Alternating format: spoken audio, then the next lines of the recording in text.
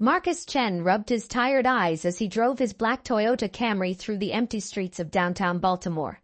The digital clock on his dashboard showed 11:45 p.m., and the temperature reading made him grateful for his car's heating system, a freezing 20 degrees Fahrenheit, -6 degrees Celsius. Snow was starting to fall softly, adding to his exhaustion after the 5-hour city council budget meeting. As the finance committee chairman, Marcus had spent the entire evening arguing about allocating funds for various city departments, including the police force. The meeting had been particularly tense when discussing the police department's request for increased funding for military-grade equipment. Marcus had strongly opposed it, suggesting the money would be better spent on community programs and officer training. The streets were quiet, with only the occasional car passing by. Marcus was looking forward to getting home to his wife Sarah, who had probably left his dinner in the microwave as she always did when he worked late. His house was just 15 minutes away, and he could already imagine sinking into his comfortable armchair with a warm plate of food. The flash of red and blue lights in his rearview mirror startled him out of his thoughts. Marcus checked his speedometer. He was going exactly at the speed limit. Confused but calm, he signaled and pulled over to the side of the road, making sure to stop under a street light for visibility. His father, a former police officer himself, had taught him all the proper procedures for traffic stops. 2 officers approached his car, one on each side. Their flashlights beamed directly into his windows, making it difficult for Marcus to see their faces. The officer on the driver's side rapped sharply on his window with his knuckles, even though Marcus was already rolling it down. License and registration, the officer demanded without any greeting. His nameplate read Brady. His voice carried a tone that Marcus had heard too many times in his 15 years of public service, authority mixed with unnecessary aggression.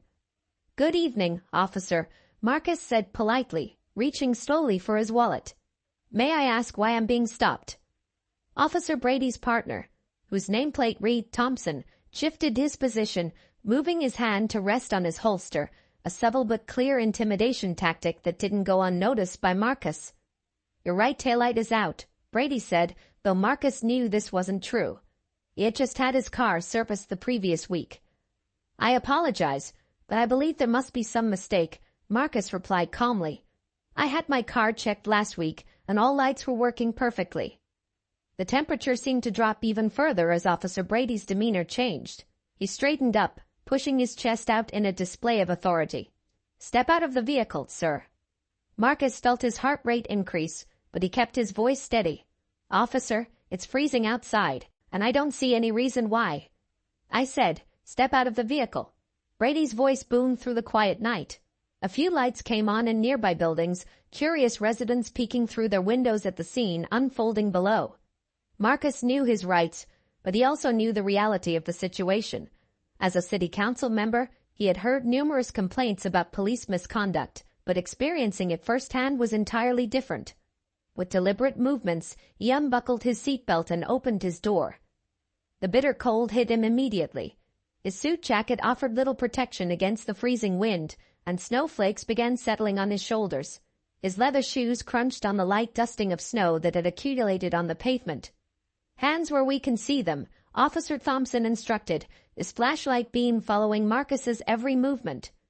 Marcus raised his hands slightly, maintaining his dignity despite the humiliating situation. He noticed both officers had their body cameras turned off, a direct violation of department policy. The realization sent a chill down his spine that had nothing to do with the weather. What happened next would change not only Marcus's life, but the entire police department's future. However, at that moment, standing in the freezing cold with 2 aggressive officers, Marcus Chen was just another citizen facing the harsh reality of power unchecked. Or so the officers thought. The city council member took a deep breath of the frigid air, his mind already racing with thoughts about tomorrow's consequences.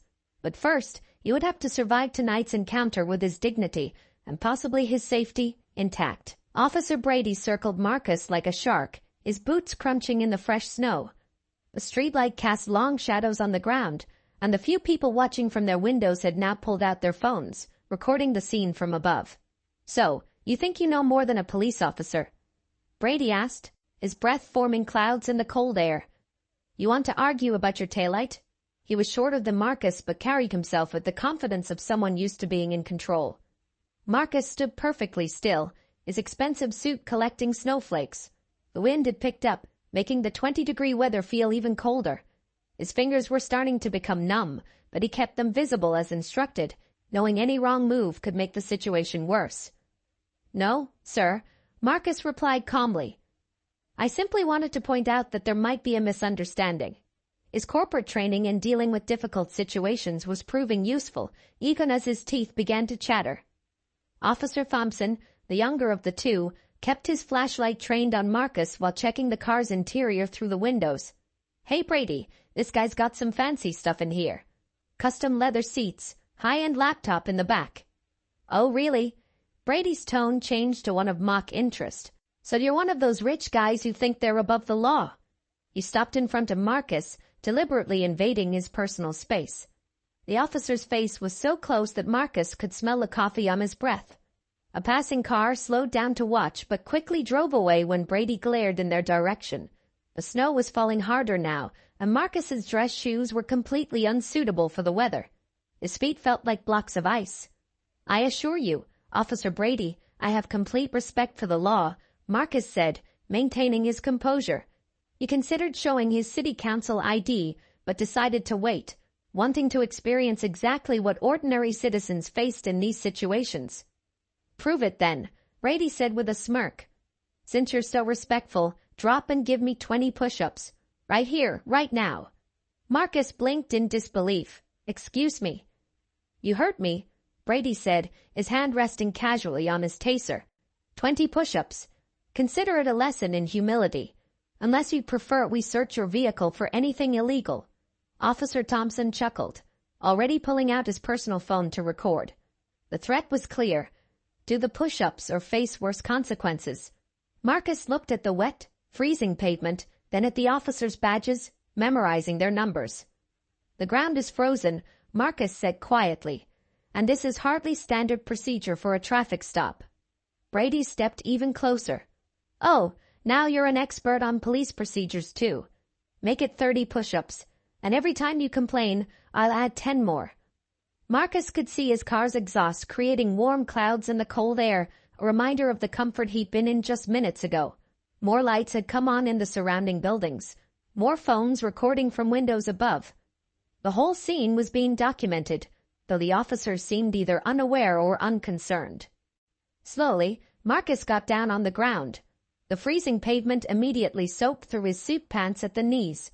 He placed his hands on the wet ground, the cold biting into his palms like needles. His wedding ring clinked against the frozen concrete. "Count them out loud," Brady ordered, clearly enjoying his power trip. "And make sure they're proper push-ups. No half measures here." Marcus began the push-ups, his voice steady despite the humiliation. 1, 2, 3. Each time his chest lowered toward the frozen ground, his tie would drive through the slush.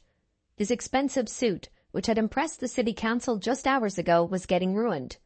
Officer Thompson walked around him, recording everything on his phone while adding his own commentary. "This is what happens when people don't respect authority," he said to the camera, laughing. What neither officer noticed was Marcus's wallet slowly sliding out of his breast pocket as he continued the push-ups.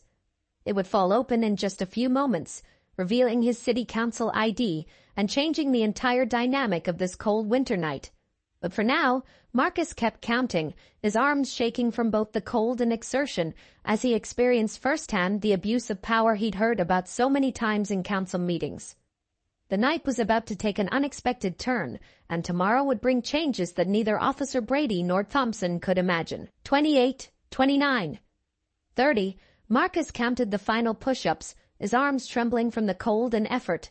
His once pristine navy suit was now soaked through from the snow and slush. Small pieces of gravel had dug into his palms, leaving painful indentations. Officer Brady walked around him, boots deliberately splashing dirty snow near Marcus's face. "Not bad for a fancy boy," he taunted, while Officer Thompson continued filming on his phone, snickering at his partner's comments. As Marcus started to push himself up from the frozen ground, something fell from his breast pocket. His leather wallet hit the wet pavement with a soft thud, flipping open as it landed. The gold city council seal caught the streetlight, gleaming bright enough to catch Officer Thompson's attention. Brady?" Thompson's voice suddenly lost its mocking tone. He lowered his phone and stepped closer to the wallet, shining his flashlight on the ID card. "You might want to see this." Brady stopped his pacing and looked down. His face, previously filled with arrogance, drained of color as he read the ID. Marcus Chen, City Council member, Chairman of Police Oversight Committee. The change in the officer's behavior was immediate and dramatic. Brady quickly bent down, trying to help Marcus up. "Sir, I am so sorry. We had no idea who you were. Please, let me help you." Marcus stood up slowly on his own, his legs stiff from the cold. His suit was ruined, wet patches on the knees and elbows, tie dripping with dirty slush, and small tears in the fabric from the rough pavement. He reached down and picked up his wallet, brushing off the snow with deliberate calmness. "Officer Thompson," Marcus said quietly, looking at the younger cop who was now frantically trying to delete the video from his phone. "I wouldn't delete that if I were you. Destroying evidence is a serious offense." Thompson's hand froze over his phone screen. Both officers stood in uncomfortable silence as Marcus brushed off his suit as best he could. The snow continued to fall around them, but the atmosphere had changed completely. The power dynamic had shifted, and everyone knew it. "Sir, please understand," Brady started, his voice now almost pleading. "This was just a routine traffic stop that got a bit out of hand. We meant no disrespect." Marcus turned to face him, his expression calm but his eyes intense. "A routine traffic stop? For a taillight that isn't actually broken, with both of your body cameras conveniently turned off." The officers exchanged nervous glances. Marcus could see residents in the nearby buildings still recording everything on their phones. He had a feeling these videos would be all over social media by morning. "Mr. Chen, sir," Thompson stepped forward. "We can explain everything. Maybe we could talk about this somewhere warmer. There's a coffee shop just around the corner." "No, thank you," Marcus replied, his voice carrying a chill colder than the winter air. "I think we've had enough conversation for tonight." He walked back to his car, his shoes squishing with each step, leaving wet footprints in the snow. Before getting in, he turned to face the officers one last time. "Officers Brady and Thompson, I suggest you both prepare detailed reports about this incident. Include everything. Why you really pulled me over, why your body cameras were off, and why you thought it appropriate to make a citizen do push-ups in freezing weather during a traffic stop." The officers stood rigid, knowing their careers might be over. Brady opened his mouth to speak again, but Marcus held up his hand. "Submit those reports to my office by 9 a.m. tomorrow," he continued. "And Officer Thompson, I expect the complete, undeleted video from your phone to be included. Good night, gentlemen." Marcus got into his car, the warmth of the heater hitting his wet clothes. As he drove away, he watched in his rear-view mirror as the two officers stood in the falling snow, looking like statues under the streetlight. They had no idea that their small power play would lead to the biggest police reform their city had ever seen. Tomorrow would be a busy day at the city council, but tonight, Marcus had experienced something that would change not just his perspective, but the entire police department's future. Sometimes, he thought, the most powerful lessons come from the most humbling experiences. The heater in Marcus's car blasted at full power, but he still couldn't stop shivering. His wet clothes clung uncomfortably to his skin, and his hands trembled slightly as they gripped the steering wheel. The clock on his dashboard now showed 12:30 a.m. As he drove through the quiet streets, memories of the last hour kept playing in his mind like a bad movie. The sound of Officer Brady's mocking laughter, the feel of the frozen pavement against his hands, and the way his tie had dragged through the dirty slush. Each detail was burned into his memory. His phone started buzzing on the passenger seat. It was probably Sarah wondering where he was, but Marcus couldn't bring himself to answer. How could he explain to his wife that her husband, a respected city council member, had been forced to do push-ups in the snow like a recruit at boot camp? At a red light, Marcus caught his reflection in the rearview mirror. His usually neat black hair was wet and messy, and his face looked older than its 45 years. Small pieces of gravel were still stuck to his suit sleeves, and a dark wet patch spread across his chest where snow had soaked through. "Marcus Chen," he said to himself, "you just had to experience it firsthand, didn't you?" For years, he had sat through countless community meetings where people complained about police harassment. He had listened, taken notes, and promised to look into their cases. But until tonight, he had never truly understood their helplessness. His phone buzzed again. This time, it was a news alert. Someone had already uploaded a video of the incident to social media. Marcus watched a few seconds. The shaky footage showed him doing push-ups while the officers laughed. The video was gaining views by the minute. As he turned onto his street, Marcus noticed his hands had stopped shaking. The initial shock and humiliation were being replaced by something else, determination. In his 15 years on the city council, he had never felt more certain about what needed to be done. He pulled into his driveway, but didn't get out immediately. Instead, he reached for his briefcase and pulled out his tablet. Opening his email, he began typing. Emergency meeting notice. Police Oversight Committee. Time, 9:30 a.m. tomorrow. Location, Main Council Chamber. Agenda, review of recent police conduct and departmental policies. Attendance mandatory. After sending the email, Marcus started making calls, first to his assistant, Mary, who answered despite the late hour. Mary, I need every complaint filed against Officers Brady and Thompson from the last 5 years on my desk by 8 a.m. And get me the police department's body camera compliance reports for the past 6 months. Mary, used to urgent requests, didn't ask questions. Yes, sir. Anything else? Yes, Marcus said, watching snow continue to fall in his driveway. Contact it. I want all footage from the traffic cameras at the corner of Pine and 5th Street from 11:45 p.m. to 12:30 a.m. tonight. And Mary, thank you. Finally, Marcus called the one person he knew would understand the significance of what had happened. His father, retired police captain James Chen. The phone rang 3 times before his father's voice, still sharp despite his 70 years, answered. Dad, Marcus said, his voice slightly cracking. Remember all those times you told me about how power can corrupt good officers? I just lived it. As Marcus explained what had happened, his father listened quietly. When he finished, the old captain was silent for a long moment before speaking. Son, sometimes the worst experiences make the best fuel for change. What are you going to do about it? Marcus looked at his ruined suit, then at his council badge sitting on the passenger seat.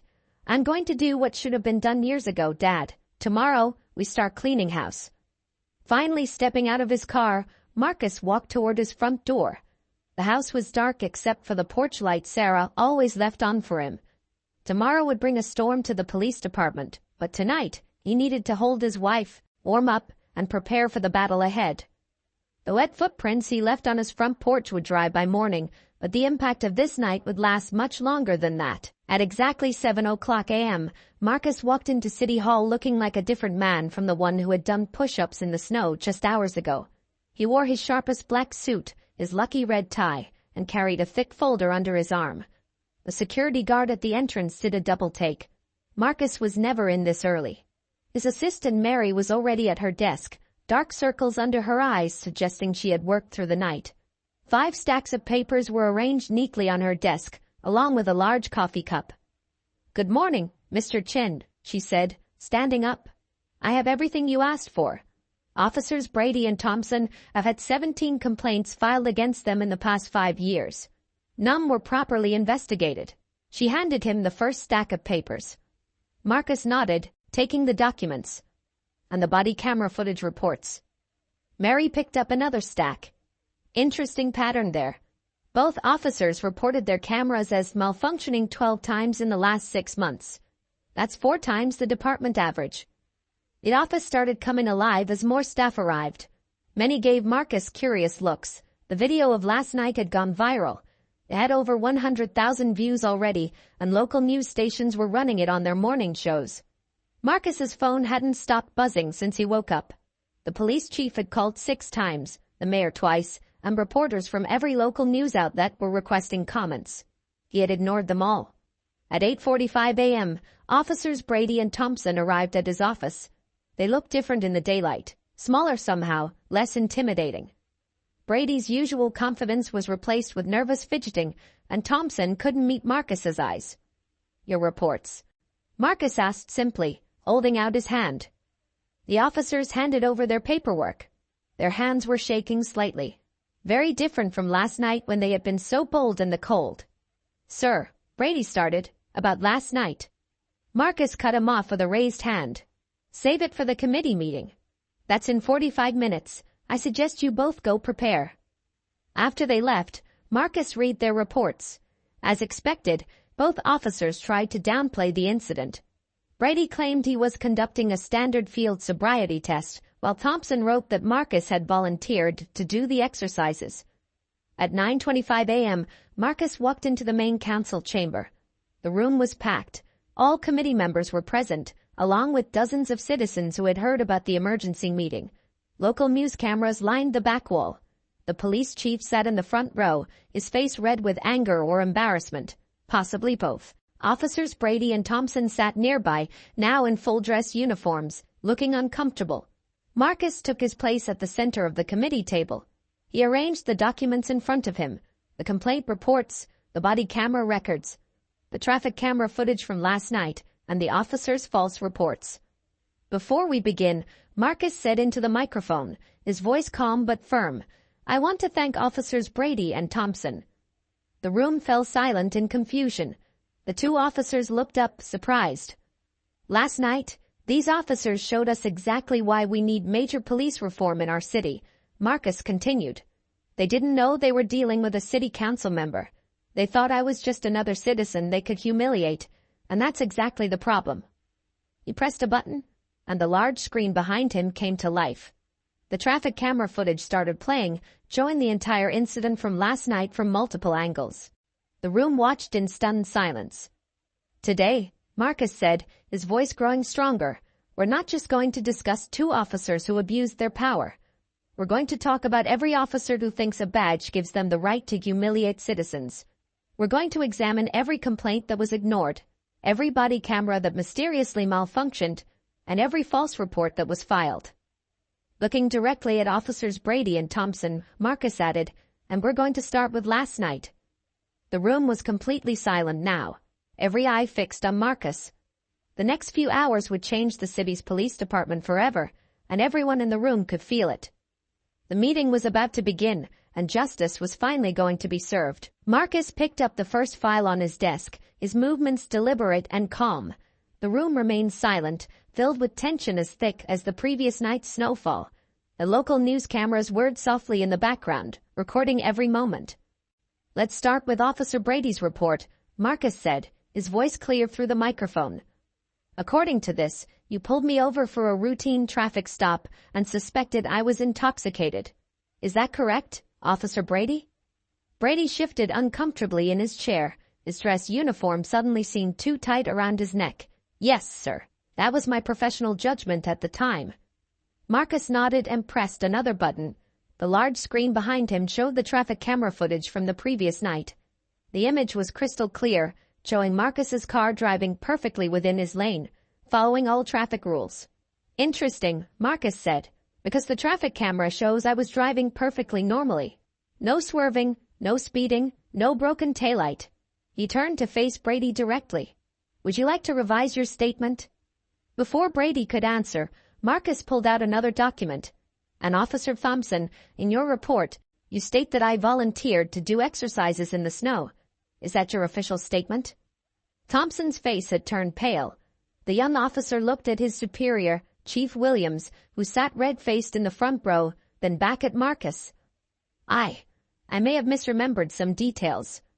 A murmur ran through the crowd. Marcus played the video from a bystander's phone, showing Brady ordering him to do push-ups while Thompson recorded and laughed. The sound of their mocking laughter filled the chamber. Misremembered?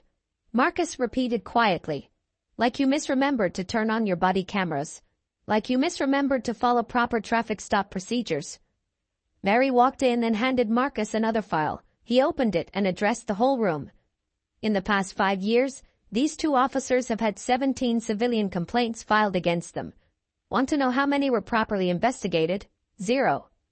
Chief Williams stood up, his face now purple.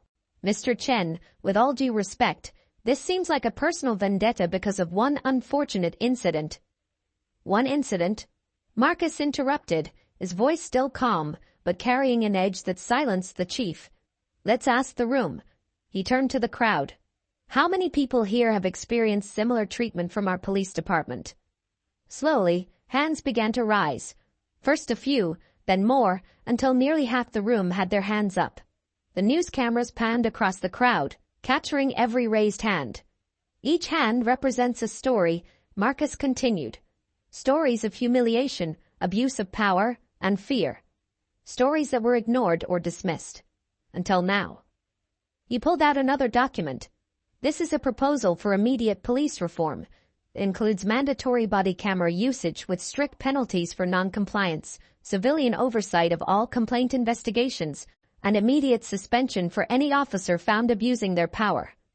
Brady and Thompson sat slumped in their chairs, their earlier arrogance completely gone. Chief Williams had stopped trying to defend them and was staring at his shoes. Officers Brady and Thompson, Marcus said, "You have two choices. You can resign immediately, or we can continue this investigation, which will include reviewing every complaint against you, every traffic stop you've made, and every report you filed." The room held its breath. Brady, who had seemed so powerful last night in the snow, now looked small and defeated. Thompson was visibly sweating despite the room's cool temperature. "Will resign?" Brady said quietly, his voice barely reaching the microphone. Marcus nodded. A wise choice. He turned to Chief Williams. "Chief, your department needs cleaning up. Either you can lead that change, or we can find someone who will." The chief nodded stiffly, knowing his own job was now on the line. Marcus picked up the police reform proposal. "Committee members, it's time to vote. Last night showed us what happens in our city under cover of darkness. Today, we bring everything into the light." One by one, the committee members raised their hands in support. The vote was unanimous. As Marcus gathered his papers, he caught sight of his father sitting quietly in the back of the room. The old police captain gave his son a small, proud nod. Sometimes, justice needed a push, or in this case, 30 push-ups in the snow, to finally be served. The news of Officers Brady and Thompson's resignation spread through the city like wildfire. By late afternoon, every local TV station was running the story, showing clips from the committee meeting alongside the viral video of Marcus doing push-ups in the snow.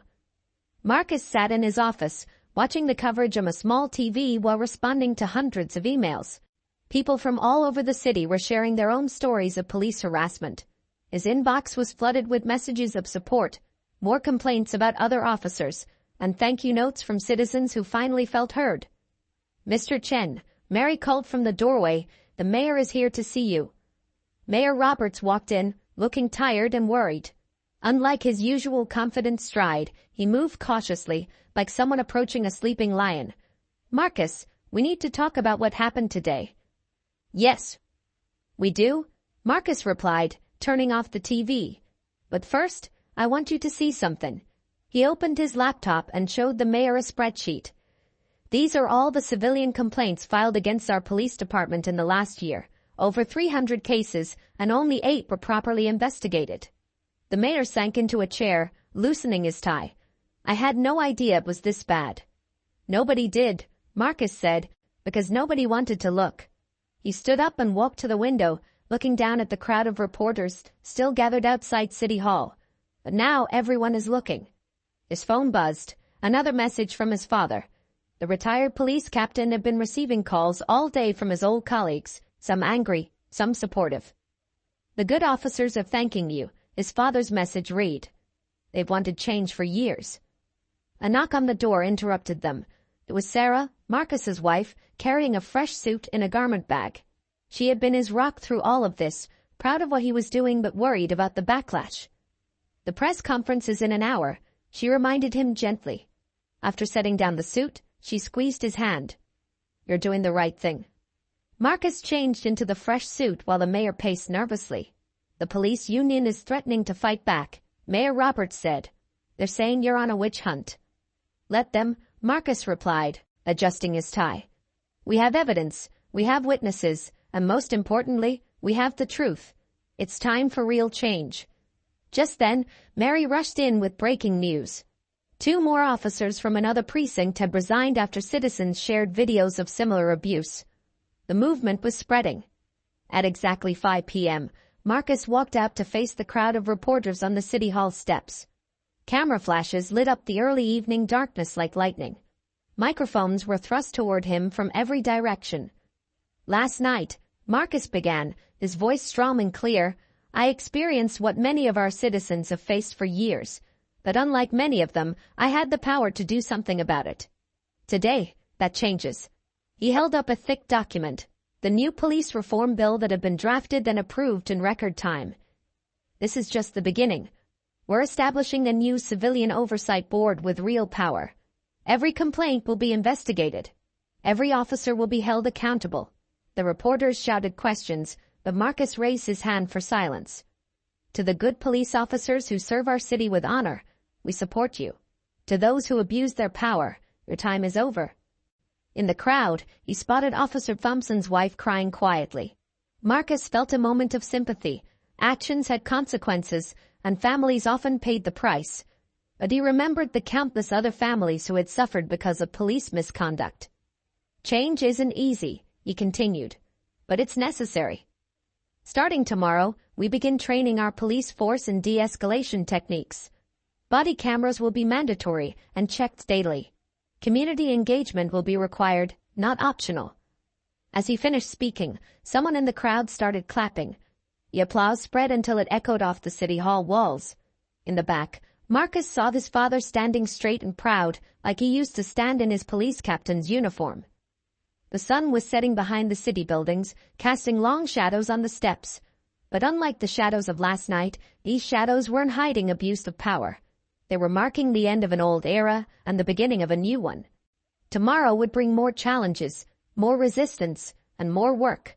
But tonight, standing on those steps, Marcus Chen knew that sometimes the worst experiences could lead to the best changes. 6 months had passed since that cold winter night when Marcus Chen was forced to do push-ups in the snow.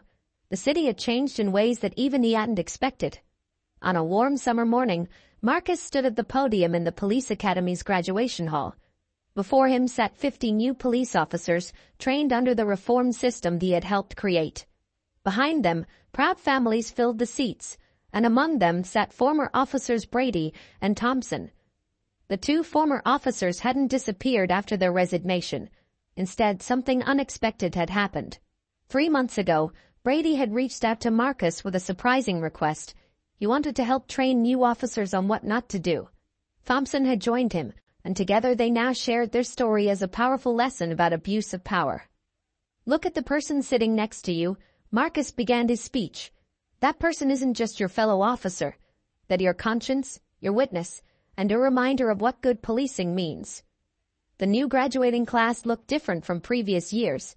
There were more women, more minorities, and every single one had gone through extensive community service as part of their training. They had worked in homeless shelters, youth centers, and elderly homes before ever touching a badge.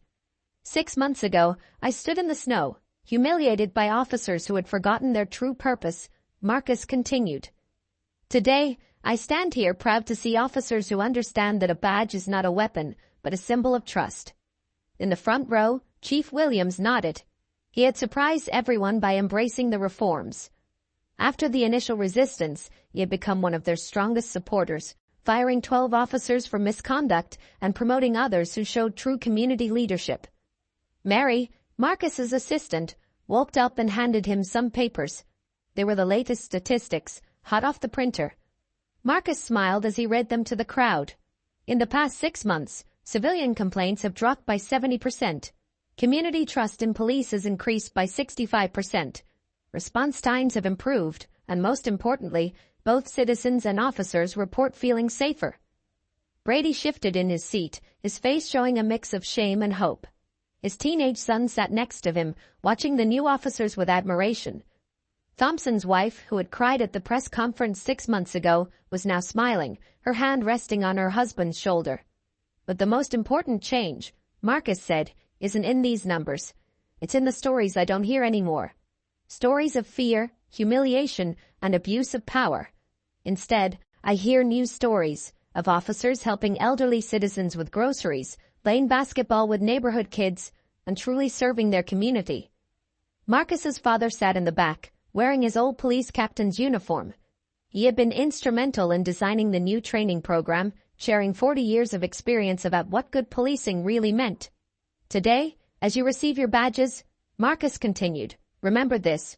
Power isn't measured by how many push-ups you can make someone do, or how much fear you can instill. True power comes from how many lives you can improve, how many people you can help, and how much trust you can build. The ceremony concluded with something new. Each officer took an oath not just to uphold the law, but to serve the community with respect, dignity, and compassion. As they received their badges, each one was paired with a civilian advisor who would work with them during their first year. After the ceremony, Brady approached Marcus. "Mr. Chen," he said, looking down at his feet, "I never properly apologized for that night. What we did, it was wrong? Thank you for turning it into something good." Marcus shook his hand. Sometimes our worst mistakes can lead to the best changes. As Marcus walked out of the academy building, he saw two of the new officers helping an elderly woman cross the street with her groceries. On another corner, an officer was showing neighborhood kids how to use the patrol car's radio. His phone buzzed. Another city had called, wanting to learn about their reform program. The changes they had made were spreading, creating ripples far beyond their city limits. That night, as snow had turned to summer stars, Marcus drove past the spot where he had done push-ups 6 months ago. A new community police center stood there now, its windows warm and welcoming. Inside, officers and citizens sat together, not as powers and subjects, but as partners in making their city better. Sometimes, Marcus thought, 30 push-ups in the snow could change the world, or at least start the process.